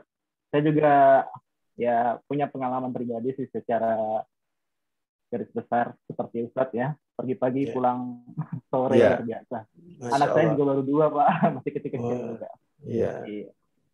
Saya juga dahulunya juga dari pondok Ustaz, pondok pesantren. Jadi pengalaman saya juga di di pengajar atau pendidik ini ya alhamdulillah dapat ilmu juga dari pondok pesantren juga. Nah, yang jadi pertanyaan saya, Ustaz, yang pertama itu berkaitan dengan buku ini, Ustaz. Ini luar biasa sekali, ada sekitar 11 buku yang Ustaz sudah terbitkan ya, dari Jalan Sukses Sang Hafiz, dari Sahabat Ajari Aku Al-Quran, dari Bukan Catatan Malaikat, semuanya juga luar biasa sekali judul-judulnya nih. Nah, saya tanyakan Ustaz, dengan berbagai macam jabatan yang Ustaz rasakan saat ini, bagaimana sih manage waktu yang baik itu Ustaz? Mengingat juga antara tanggung jawab dan juga kesempatan untuk menulis itu kapan gitu kok bisa ada ide-ide seperti itu yang luar biasa. Mungkin berbagi lah intinya, berbagi untuk bagaimana sih menyikapi waktu itu agar bisa kita gunakan dengan sebaik-baiknya. Ya, kadang waktu sholat kita juga laksanakan waktu sholat, atau hafalan atau ngaji pun kita laksanakan. Tapi ketika ingin menyalurkan ke hasrat untuk menulis atau untuk prestasi yang lain itu agak sulit gitu, Ustaz. Yeah. Mungkin itu jadi pertanyaan pertama, Ustaz. Yang kedua berkaitan dengan secara pribadi, Ustaz, selama 7 tahun nih, Ustaz, saya alhamdulillah diarahkan ini mengabdi di Muhammadiyah. Karena saya juga lulusan dari Universitas Muhammadiyah gitu, Ustaz, di Malang. Iya. Saya mau mengabdikan diri untuk setidaknya ya tidak hanya berbagi ilmu, khususnya ya taklim fi lughah, khususnya di dalam ilmu bahasa gitu, Ustaz. Nah, karena juga kalau orang bahasa tuh yang nggak bisa nulis kan lucu gitu. Iya. Ya, ada rasa ingin menulis gitu, Ustaz. Nah, apa sih yang menjadi motivasi kita, Ustaz, untuk kelak bisa menjadi orang-orang yang penulis-penulis hebat itu, Ustaz? Ingin rasanya gitu. Itu aja dulu, Ustaz. Ustaz, jalan keluar. Alhamdulillah. Ini nampak nggak share saya ke layar Bapak Ibu sekalian? Tampak, Ustaz, ya. Mantap. Ya. Ini beberapa karya buku. Saya ingin sampaikan begini. Saya salah satu penulis buku. Awalnya saya dulu suka nulis gitu ya. Dan saya percaya saya harus menulis terus sebagai sarana dakwah. Akhirnya tulisan-tulisan saya di Facebook itu sempat viral di beberapa tulisan. Akhirnya ada salah satu penerbit mengajak saya untuk menulis buku. Akhirnya saya tulis buku. Ternyata manfaatnya luar biasa dan saya tidak berpikir untuk menjual buku ini awalnya. Tetapi buku ini diminati oleh banyak orang. Contohnya, ini ada Jalan Sukses Sang Hafiz. Ini buku pengalaman saya, bagaimana menerapkan program tahfiz di sekolah. Kemudian ada buku Berikan Aku Cinta. itu buku parenting. Buku supaya orang tua lebih memperhatikan anaknya lagi. Karena banyak tuh orang tua yang di sekolah swasta kurang memperhatikan anaknya sendiri.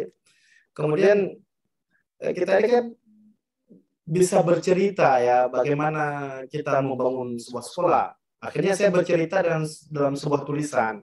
Judulnya Catatan Inspiratif tuh, Kepala Sekolah Muda. Kemudian Sahabat Ajariku Al-Quran itu buku best practice. Kemudian Bukan Catatan Malaikat, itu buku kritik politik. Ya, saya juga tidak mau melek politik ya. Saya juga mengkritisi beberapa kebijakan pemerintah. Kemudian ada Guru Kompeten versus Guru Ketinggalan Zaman. Itu materi kita hari ini tuh. Jadi materi kita hari ini masuk dalam buku ini. Kemudian ada Pendidikan Karakter di sekolah. Kemudian saya juga salah satu suami yang suka menasihati istri lewat sebuah tulisan. Ini kado istimewa pernikahan, itu nasihat buat istri saya, tapi saya abadikan dalam sebuah buku. Mana tahu kalau saya meninggal, dia bisa melihat nasihat-nasihat lagi dalam sebuah buku. Kemudian, ini buku saya yang terakhir, beberapa buku di tahun 2020. Yang kalau yang kemarin itu di tahun-tahun 2015, ya 2014, 2016. Kalau di tahun 2020 ini, Hitam Putih Muhammadiyah di Aceh. Saya berpikir, saya harus menulis tentang buku ini. Kenapa? Karena Muhammadiyah mengalami diskriminatif di Aceh. Kita pernah dibakar masjid, dilarang pembuatan masjid, kemudian kita dianggap Wahabi, dianggap aliran sesat, atau dianggap pemecah belah umat. Dengan buku saya ini hadirlah mengungkap realitas dan fakta, sehingga membuka mata dunia, ternyata beginilah kehidupan kader-kader Muhammadiyah di Aceh yang sedang berjuang, baik di dunia pendidikan atau di dunia yang lain. Kemudian ada beberapa buku biografi. Ini buku seorang polisi karena sangat inspirasi, saya tulis tentang beliau.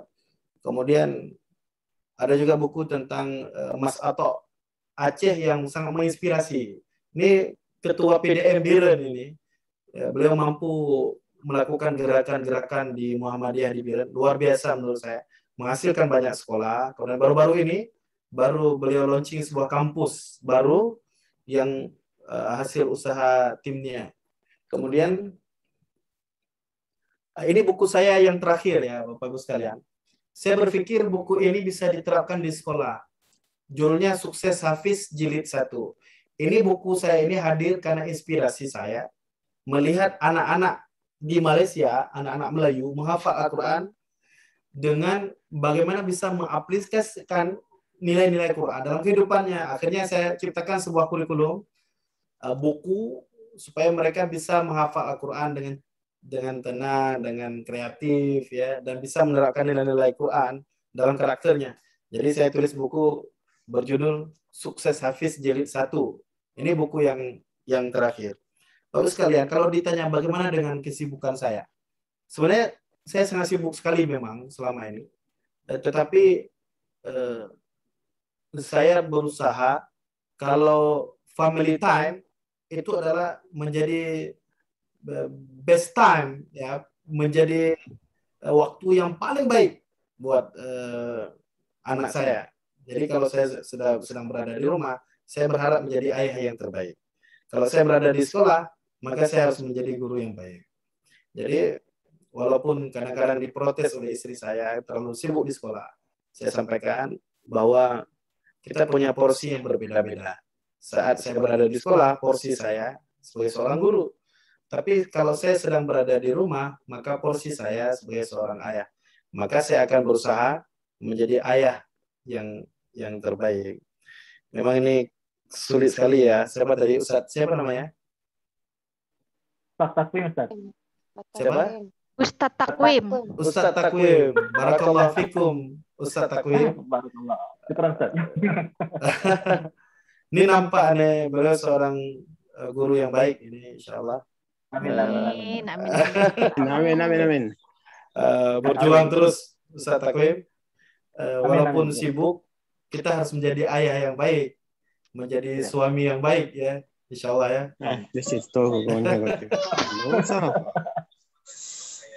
Oke, Ada yang lain? Silakan. Oke, terima kasih Ustadz. Ada Ya. lagi mungkin yang lain? Bu Juwis? Itu Abu Pak Nani? Islamuddin dari tadi itu. Pak Islamuddin Islamuddin. mungkin? Silakan Pak Islamuddin. Oh ya.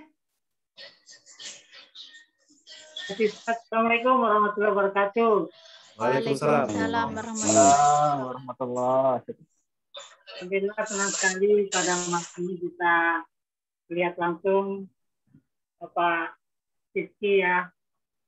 Mudah-mudahan selalu sehat Insyaallah. dalam menjalankan amanah yang terbaik. Saya ingin menanyakan satu Ustaz.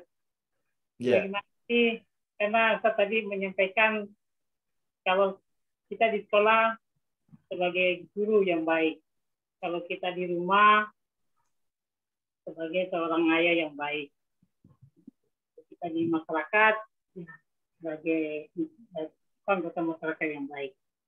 Nah, saya ingin menanyakan satu hal, bagaimana caranya agar masalah yang ada di rumah tidak dibawa ke sekolah. Itu aja, Ustaz. Terima kasih. Assalamualaikum warahmatullahi wabarakatuh. Waalaikumsalam warahmatullahi wabarakatuh. Ada kepala sekolah di sini ya dalam forum ini ya. Ada. Pak Yang mana kepala? Ada Pak. Yang mana kepala sekolah? Bapak Asnawir. Pak Asnawir ya. Pasti Pak Asnawir tahu itu masalahnya di sekolah itu. Pasti ada guru yang membawa masalah rumah ke sekolah ya.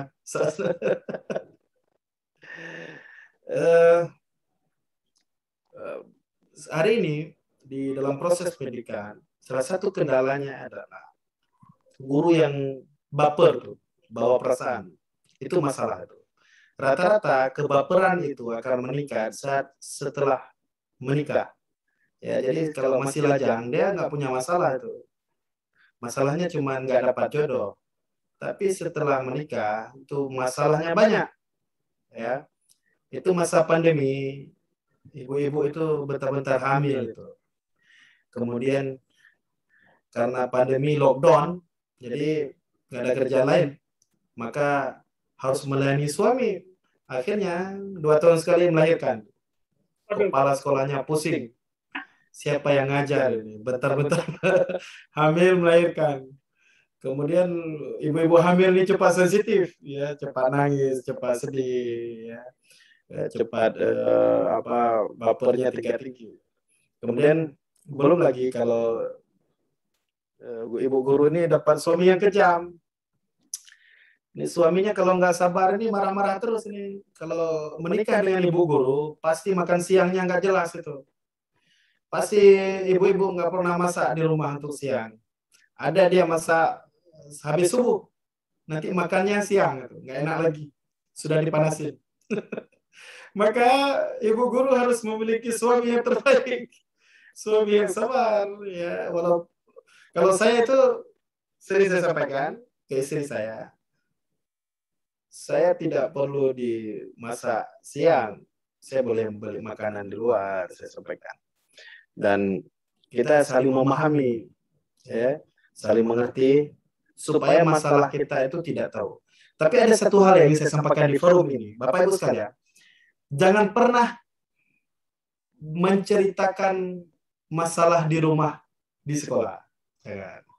Jangan pernah curhat masalah keluarga di guru di sekolah, jangan. Walaupun guru itu teman kita yang baik, guru yang teman itu adalah termasuk teman yang setia. Tapi Bapak Ibu sekalian, berusahalah jangan cerita masalah rumah di sekolah, jangan cerita apapun. Karena orang yang kita ceritakan itu ya belum tentu bisa menjaga cerita kita. Jangan pula sebaliknya menceritakan masalah sekolah di rumah. Ini bahaya, sama bahayanya tuh. Saya sering sampaikan, masalah saya yang saya hadapi di sekolah tidak pernah saya ceritakan sama istri saya karena dia tidak mengerti dan tidak memahami apa yang saya alami di sekolah. Itu jangan pernah tuh. Apalagi yang bahaya, ada guru menceritakan kepala sekolahnya. Ini kalau ada ibu-ibu guru cerita, ini Pak Asnawir di sekolah ini nggak jelas. Dia ceritakan ke suaminya. Kalau ceritanya baik, bermasalah juga. Ini Pak Asnawir, saya lihat di sekolah terlalu tampan, terlalu ganteng. Nah, cemburu pula suami ibunya. Jadi masalah semua yang ada di sekolah adalah masalah rumah tangga sekolah. Salah satu peraturan di sekolah adalah menjaga semua rahasia yang ada di sekolah tidak sampai dibawa ke rumah. Begitu juga rumah kita adalah aib kita. Jangan sampai masalah di rumah diceritakan di sekolah. Baik cerita yang baik atau cerita yang buruk. Coba tuh kalau ada ibu guru baru menikah, dia cerita, ya Allah suami saya baik, soleh, taat. Coba bayangkan tuh, kalau cerita itu didengar sama guru-guru jomblo itu, yang dia tidak perlu punya suami itu, betapa teriris hatinya. Sudah 30 tahun lebih belum menikah. Coba sakitnya itu. Ya Allah, saya kepingin juga punya suami, tapi belum Allah berikan. Gitu. Apalagi ceritanya jelek-jelek tuh. Tahu nggak, suami saya pemarah gitu. Ceritakan. Nanti takut yang jomblo-jomblo itu nggak jadi nikah. Ini kalau saya nikah, dapat suami begitu, mengerikan. Lebih baik saya jomblo saja gitu. Itu juga bermasalah. Jadi semua persoalan ini tidak boleh dibawa ke rumah. Dan semua persoalan di rumah tidak boleh dibawa ke sekolah. Satu lagi, nanti Pak Asnawir buat peraturan. Guru tidak boleh banyak hutang. Guru yang punya gemar belanja online, itu diatur di sekolah. Bahaya tuh. Gajinya 1,5 juta per bulan. Tapi hutang kosmetik 2 juta per bulan. Nah itu. Ngeri itu Pak Asnawir tuh. Nggak semangat dia mengajar tuh. Banyak hutang. Nah, itu kira-kira dari saya, mudah-mudahan bermanfaat. Maaf kalau agak bercanda. Okay. Ya, mungkin ada lagi? Ada lagi dari teman-teman? Bu Satri ya, silakan. Bu Satriani, silakan. Ini guru termuda Ustadz. Assalamualaikum warahmatullahi wabarakatuh. Waalaikumsalam warahmatullahi wabarakatuh. Ya baik, terima kasih. Ada beberapa catatan ya tadi sudah disampaikan. Terima kasih atas ilmunya. Mungkin ini hal yang baru juga bagi saya. Kemudian perkenalkan saya Satriani, diamanahkan untuk tahun ini sebagai guru IPA. Yeah. Ada beberapa catatan yang sudah saya catat di sini. Kemudian yang perlu saya tanyakan untuk di kesempatan kali ini adalah yang pertama mengenai mungkin karena tema kita adalah sekolah reguler rasa pesantren gitu ya. Nah mungkin ada program khusus atau program unggulan khususnya di tempat Ustadz mungkin seperti apa. Kemudian pertanyaan yang kedua tadi sudah sempat disinggung yang mana ada di buku Ustadz tadi tentang di judul Berikan Aku Cinta gitu ya, bagaimana orang tua peduli dengan anaknya. Yeah. Nah yang menjadi pertanyaan saya karena sekarang masih pandemi, jadi kita masih menerapkan BDR. Tentu pengawalan kerja atau pengawalan kegiatan anak-anak juga sangat terbatas gitu ya Ustadz. Jadi cara yang efektif yang harus dilakukan guru, khususnya wali kelas gitu ya, seperti apa untuk mengontrol anak selain dengan kerjasama antara wali kelas dengan si orang tua. Karena khususnya di SMP Muda, anak wali saya itu banyak orang tua yang kerja gitu.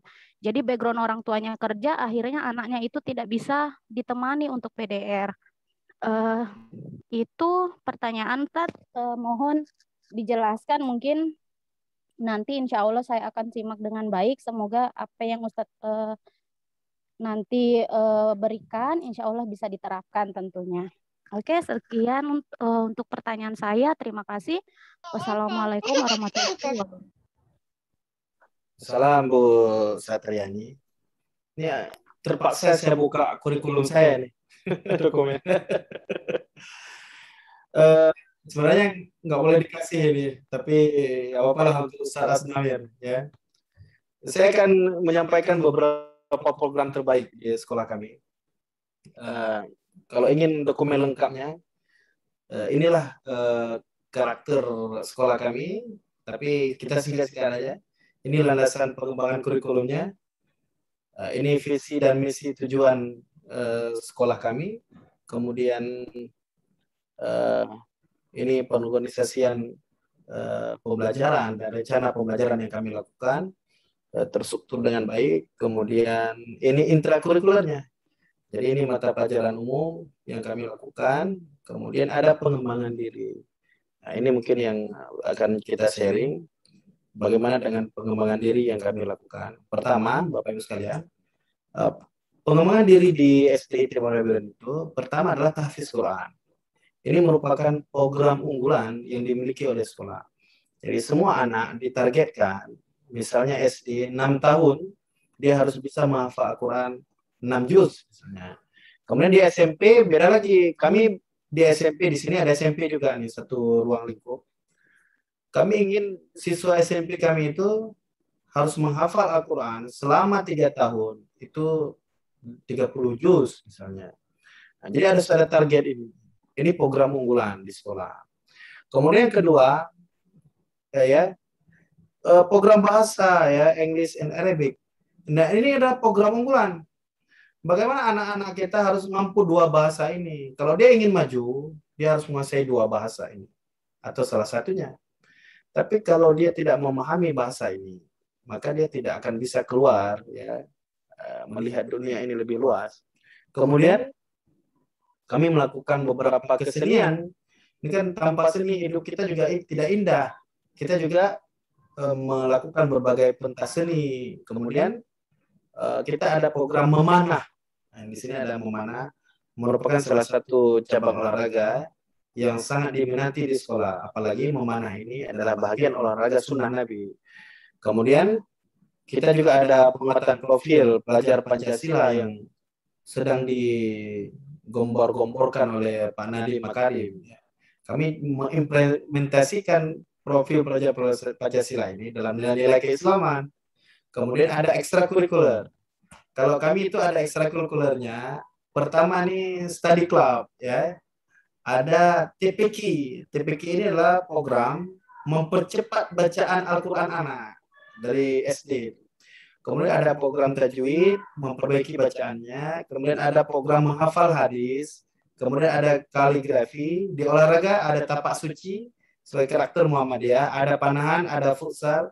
Kemudian ada seni tari, ada paduan suara, ada UKS, dan kegiatan lain. Kemudian kalau ditanya budaya apa yang kami terapkan di sekolah, itu ada penyambutan peserta didik setiap pagi, ada senam, ada murajaah Al-Quran, ada one day 2 ayat. Mereka wajib menghafal Al-Quran 2 ayat. Kemudian ada infak sedekah, ada GPS, ya, gerakan pungut sampah supaya sekolahnya bersih. Kemudian ada literasi pagi, setiap anak diajak untuk datang ke pustaka membaca buku-buku sejarah. Kemudian ada kegiatan mingguan, ya. Mingguan itu ada upacara bendera, ya. Kemudian ada menghafal vocab, ada ngopi. Ngopi ini ngobrol perkara iman, ya. Kemudian ada senasib, sedekah nasi sebungkus. Ada juga namanya habiling, hari bimbingan konseling. Jadi orang tua kita berikan khusus waktu untuk konsultasi dengan guru. Kemudian ada dokter cilik, ada pengajian guru yang kita lakukan, mendidik guru ini. Ada BPJS, butuh pelukan juga saran. Kemudian ada Kamis, kreatif, antusias, mandiri, inovatif dalam bersedekah. Kemudian ada sekolah alam, outdoor school ini, datang ke gunung, ke laut, supaya anak-anak lebih mencintai alam. Kemudian ada kegiatan celengan filantropi, celeng yang dia bawa pulang ke rumah, bekerja sama dengan Lazismu. Kemudian ada seduh, sedekah duafa, ada jemari, jelajah masjid sehari, dan kegiatan lain. Kalau tahunan itu ada wisuda tahfiz, ada Ramadan ceria, ada semarak kemerdekaan, ada pesamba, pentas minat dan bakat, ada musabakah hifzil Quran, ada kurban, ada humas cup, ini kegiatan olahraga. Kemudian ada market ada kembang gula namanya, kreativitas bakat generasi pemula, ada bazar, ada event-event lain. Bapak sekalian, saya kira itu gambaran yang bisa dilakukan di sekolah. Selanjutnya hadirkan saya keterangan, Bu, supaya bisa kita membuat motivasi lebih besar lagi. Dan saya ingin mengajarkan kurikulum. Karena ini masalah kita di sekolah kan kurikulum ini. Banyak sekolah itu tidak memahami kurikulum. Itu gurunya nggak tahu cara ngajar di sekolah sesuai dengan perencanaan yang dia buat. Karena yang buat RPP orang lain, yang mengajar orang lain lagi. Nah, itu yang bahaya tuh. Apalagi di RPP itu tidak ada nilai-nilai Islam di sana. Ini sekolah Muhammadiyah kok nggak diajarkan nilai-nilai Islam dalam semua mata pelajaran. Nah, itu yang bahaya tuh. Ya, kepala sekolahnya nggak ngerti kurikulum. Kemudian wakil kepala sekolahnya kurikulum juga nggak ngerti. Anak-anak ini akan dibawa kemana nih? Kita tidak punya konsep. Ya. Jadi kurikulum operasional sekolah itu harus dibuat. Supaya kalau orang tanya, gimana sekolahnya? Itu ada tuh di kurikulum operasional sekolah. Tapi selanjutnya saya tunggu Ustadz Asnawir hadirkan saya ketarakan. Supaya lebih mendetail ya. Kalau pakai Zoom seperti ini kayaknya kurang tepat. Ya. Terima kasih Bu, siapa namanya, Bu Satriani ya. Mungkin ada lagi dari teman-teman? Ada? Mohon maaf, anak saya lagi agak cerewet baru bangun tidur. Nah, ada? Mungkin? Ada lagi? Ya, ke Pak Wi. Mungkin Pak Asnawir? Ya. Saya terakhir aja lah. Oke, terakhir. Sebagai penutup. Mungkin ada Bu yang lain? Ada yang lain? Ada enggak? Oke. Mungkin Nggak ada sudah Bu Min ya. Di sini sudah jam 10 ya. Iya. Mungkin enggak ada lagi Ustadz yang mau bertanya karena mungkin sudah waktu juga jam 10 sudah. Sebentar nak. Bentar ya. Masya Allah hari ini materinya bikin teman-teman tidak semangat. Biasanya 9:30 kami sudah selesai Ustadz. Cuman hari ini karena materinya sangat tentang pendidikan, sangat teman-teman juga antusias untuk bertanya. Ada beberapa yang saya catat tentang kurikulum. Intinya yang pertama adalah bahwa dalam proses pembelajaran karakter Islam itu harus dimunculkan di setiap pelajaran. Intinya itu agar apa? Agar anak-anak itu bangga menjadi seorang muslim. Iya.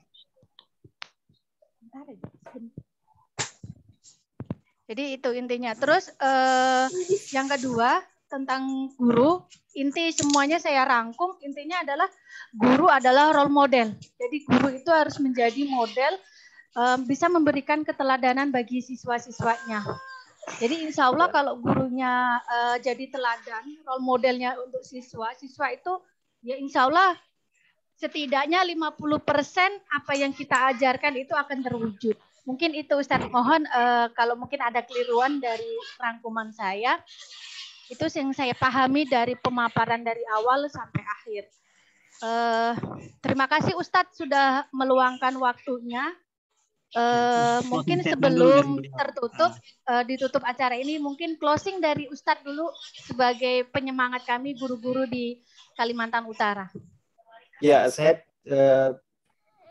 tidak pernah berjumpa dengan siapapun di sini dan saya heran kenapa saya dihadirkan dalam forum ini. Itu Asnawi kenal saya dari mana, wallahu a'lam bishawab. Karena sangat jauh sekali, saya berada di ujung Sumatera, tepatnya di Provinsi Aceh. Wallahu a'lam bishawab bagaimana beliau menghadirkan saya dalam forum ini. Tetapi saya yakin Allah sudah merencanakan ini bisa bertemu dengan guru-guru hebat di Tarakan, di Kalimantan Utara. Pesan saya begini, kalau ingin jadi guru, Anda tidak perlu jadi PNS, ya. Anda harus jadi guru Muhammadiyah saja, tapi Anda harus memajukan sekolah Muhammadiyah ini. Kalau sekolah Muhammadiyah maju, insya Allah, ya, guru-guru yang ada di sekolah Muhammadiyah akan merasakan manfaatnya. Ya. Kemudian jangan money oriented, ya. Jangan berpikir selalu tentang uang. Kalau Anda selalu berpikir tentang uang, maka kita tidak akan bahagia di dunia ini.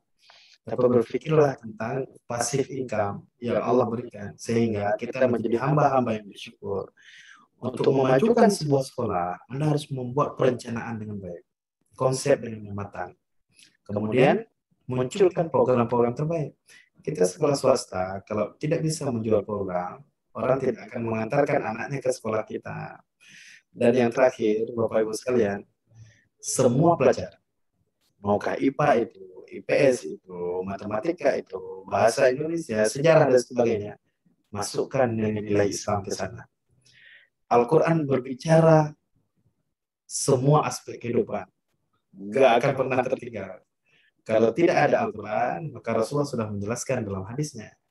Kemudian, untuk mengimplementasikan nilai-nilai Quran, kita bisa mengimplementasikan lewat adab dan akhlak dalam Islam yang sudah diberikan contoh oleh Rasulullah SAW. Untuk memberi semangat supaya hadir pemimpin-pemimpin Islam terbaik di dunia, caranya cuma satu, menurut saya, ya, mereka harus belajar sejarah peradaban Islam, bahwa Islam pernah menguasai dunia, dan nanti di akhir zaman juga Islam akan menguasai dunia. Maka yang mempersiapkan pemimpin-pemimpin Islam masa depan adalah guru yang masih hidup saat ini, termasuk kita yang mengajar dalam kelas. Saya kira seperti itu, Bu. Terima kasih. Terima kasih Ustadz atas closingnya dan ilmu yang begitu Masya Allah bermanfaat buat kami. Semoga menjadikan kami pribadi tidak lelah untuk belajar. Terima kasih Ustadz. Ya. Kepala sekolah, izin Pak. Iya. Lagi nangis. Iya, baik. Baik, sebelum Bu Amin tutup. Pinjam dulu sebentar. Assalamualaikum warahmatullahi wabarakatuh. Salam. Alhamdulillah, Ustadz Rizky Da Silva. Saya kenal ini di Forum Guru Muhammadiyah Indonesia. Yeah. Kita sama-sama masuk di forum itu.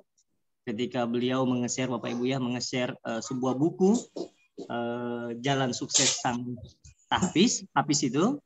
Saya langsung pesan 10 buku itu. Masih ingat Ustadz ya, saya pesan 10.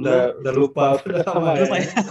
Saya bagi-bagi ke teman-teman. Saya nggak tahu siapa. Saya juga lupa nih teman-teman siapa di antara teman-teman yang malam ini hadir yang saya berikan kepada mereka. Alhamdulillah buku itu juga banyak kita pakai untuk anak-anak kami di keluarga maupun juga di di pendidikan di sekolah. Alhamdulillah ada lagi buku baru tadi saya tertarik. Kalau buku yang terakhir itu semacam buku pelajaran, itu langsung bisa dipakai oleh siswa. Insya Allah. Nanti coba kita kita coba order. Nanti kita hubungi Ustaz. Selanjutnya yang kedua, sempat juga saya WA masalah tahfiz camp. Jadi memang program saya lirik dan saya bilang wah ini menarik kalau kita buat konsep untuk anak-anak yang ingin menghafalkan. Alhamdulillah Ustaz, untuk di sekolah kita udah banyak anak-anak yang sudah bisa menghafal Quran. Program itu pun juga dilakukan. Memang hampir semua sekolah Muhammadiyah kayaknya ciri khasnya itu juga dilakukan. Alhamdulillah.